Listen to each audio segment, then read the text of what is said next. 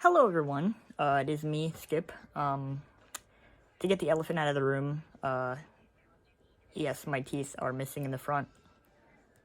Just to show you, I hate it so much. I hate pointing out that fact, but just to get it out of the way because, for people that aren't aware, it's going to be a pretty big shock, and I'm very aware of it because now when I say S words, I sound like the little girl Matilda from Matilda, or the same girl from Miracle on 20, what is it, 40, the one with the little girl with the Santa Claus movie. Anyways, yeah, I got a procedure done in the hospital over here in Virginia, and they did say, and if anyone's gotten colonoscopies, endoscopies, or any kind of surgery, they say that if you have any loose teeth, there's a risk that they can fall out because they have to put a breathing tube for most people when they sedate them. So I was aware that that could happen in the front two teeth. One of them was already chipped a lot. I think I showed it in another picture. I think I have one here. And then of course after both of them came out, and they thought I was gonna be upset, but I was so happy after the surgery, like waking up, like knowing that the things were drained, the abscesses. See, the S words are so stupid. I look like even with this, like I look like that gif of Chappelle where he's like, got any more cocaine? My mom hates when I say that, but I feel like I look like a crack cocaine addict. But anyway, yeah. So a quick update. As I said, I don't know what the last update my mom had. I think I'll start with where I was getting into the procedure. You guys saw me. I was just playing on my Switch, and trying to keep busy, and my mom, praying and asking you guys to pray for me and all that. So, yeah, I got in it went without a hitch. I woke up very happy. The guy was surprised I wasn't mad about my teeth. I got done with all that and got brought upstairs, and I was very happy, and the doctor was actually surprised that I wasn't as groggy. He said, "You're very animated for someone that just got out of surgery." So he was pretty surprised as well. And then there was the guy next door to us that was sleeping, that they put in our room, was very active. He was yelling a lot, cursing. He was in a car crash, but he's also forgetting things because they kept asking him where he was or whatever. So after all that, yeah, we, the next morning, I stayed overnight, and they woke us up really early, and there was like the team of doctors, and then they said, "Can I look at your scar?" Which they usually do, and they touched it, and then out of nowhere I started feeling an immense amount of pain back there in the wound site. And this guy, when the doctors just started pulling, because they do something called packing it, where they had the wound, and they basically, and they told me about this, they pushed it in, but I was like, my mind with all the sedation, they basically put all this like gauze inside the wound. So he just started pulling it out like those magic tricks where you pull out your sleeve like scarves, just pulling it right out, and I'm just like screaming in bloody murder. And then it occurred to me I had another, I had two sites where they drained, so they started doing the other one right after, and I'm like, I realized like how much pain I was gonna be in, so I was like, dang it, I hate this.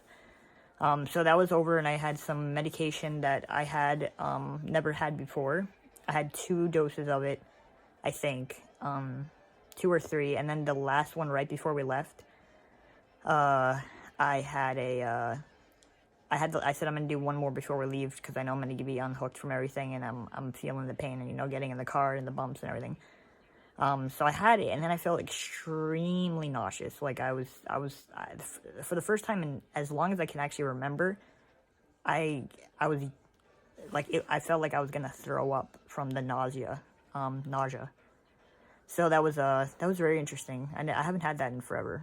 So that happened, and that was weird. But we went on our merry way home, my mom and I, because Kirsten and Dad, they stayed in the RV overnight. And then they drove home and then stayed the second night at the house. And then Kirsten, cleaned up my room. She brought almost everything back from the RV. And then she bought me a little, like, giraffe and a little, a little pack of Peeps. You know, I'm not supposed to have sugar. You know, everyone knows that, but it was something that I absolutely adore Peeps. Like, it's one of my favorite things. That, candy corn, and Skittles, the wild berry ones, absolutely love that stuff. You know, I know, you know, oh, your teeth, and I know that, but it's like, if you brush right after, it shouldn't have a huge effect. It's more like on your body. But this is literally every doctor I've talked to and dentists has said that this is decay from my Crohn's mostly. I'm not saying the sugar didn't do anything, but anyways, moderation, everything. And less, of course, of sugar, not, you know, moderate, but also less moderate. Anyways, subject change. I'm just still thinking about that scarf trick that they did in my bottom. So we got home, and I was happy to be here. But then it occurred to me a little bit that after, you know, they drain the abscess, that they didn't, the fissures haven't been fixed, and they put follow-up appointments. So we're looking into now, I think Mom's already talked about it, the Florida again, to the Mayo Clinic, which we tried. If any of you have been here for that, the Mayo Clinic, they had a whole kerfuffle because of the mask stuff. You know, my mom has issues with masks because of the asthma. She really literally cannot breathe when she has one on, because her breathing is already bad. So we had this whole thing, and the lady was really rude. She didn't have to be that rude. She could have just, you know, been nice about it, but she freaked out on us, and it was a big thing. But anyways, we talked to them, and they you know, said everything was fine, and they were really good about it, handling that after, when we talked to them. So we're thinking about just doing everything there, teeth, and then the fissure update, because the fissure basically is, so if you don't know, the abscess is like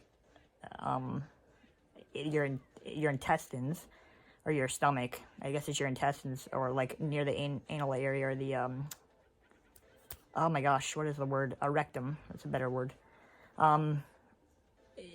When you have like hold in your stuff, or like constipation a lot, or even like massive amounts of diarrhea, cracks can form, I guess, inside and push tunnels, and then bacteria and stuff gets in there and it grows. So like when I have to use the bathroom, like the actual, like, you know, substances that are coming out of me go into those cracks and they fill. So if I like hold it and have to use the bathroom, or even gas will fill into those, and it will like it would like blow up and be like huge amounts of pain, and then they'd leak, and it's gross. So the abscesses were cut, drained, but the tunnels are still there, so they can still fill up, and then there's another abscess. Now, the doctor we talked to said that those are complicated and they can cause more by fixing them somehow. I don't know how that works. I don't know how you fix those, and how, especially because I'm going to keep going to the bathroom.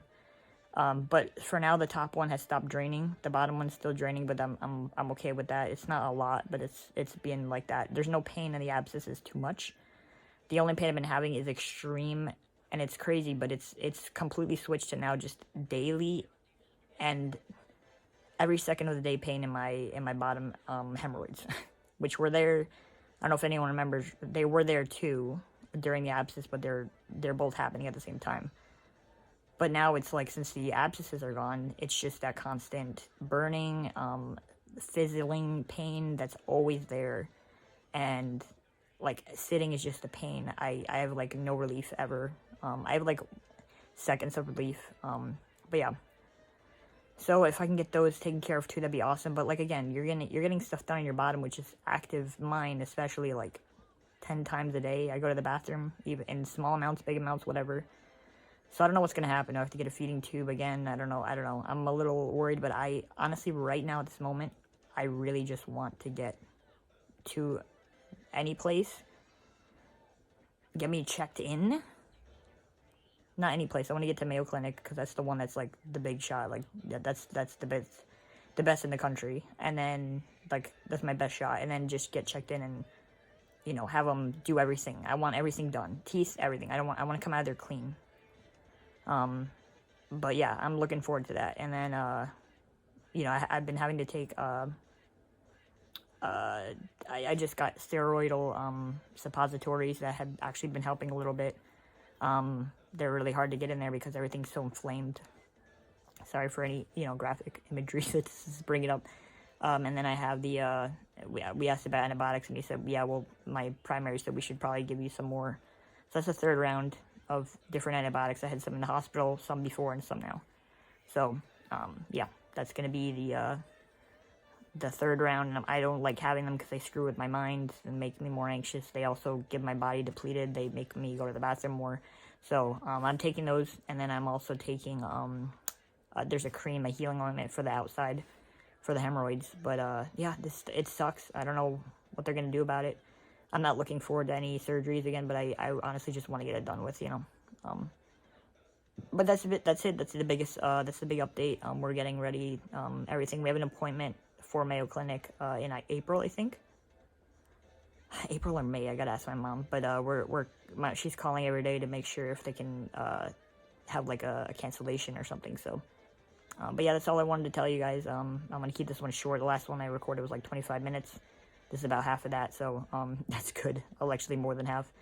But yeah, I wanted to connect with you guys too and say I love you guys and thank you for the donations.